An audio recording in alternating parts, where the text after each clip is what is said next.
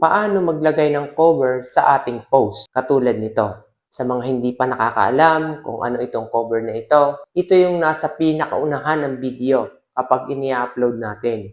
Malaki ang naitutulong nito para kapag dumaan sa newsfeed ng viewers natin at hindi naka-autoplay sa kanila, yung cover ang makikita nila. Di ba? Napapansin mo sa ibang video na nakikita mo para maganda agad sa paningin ng viewers. Kaya napapaklik sila dahil nagiging interesado sila sa nakalagay na cover.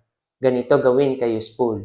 Kapag ready na tayo mag-post, na ilagay na natin ang mga description o title, kumpleto na, click natin itong nasa kaliwa. Dito tayo pipili ng gagawing cover. Dito sa ibaba, may nakalagay na Add from Gallery. Pwede kang pumili ng picture na gagawing cover. Pwede ka gumawa ng sarili mong cover. Gagawan ko na lang ng isa pang video para sa paggawa ng picture na gagawing cover. Dito, kung wala kang ready na picture, pwede kang pumili dito sa mga available na frame mula sa video na i-upload mo. Swipe mo na lang. Itapat mo lang yung highlight. Kung saan naka-highlight, yon ang magiging cover. Kapag nakapili ka na, i-click mo na lang ang save sa itaas. Makikita natin yung napili nating frame na nagawa na nating cover.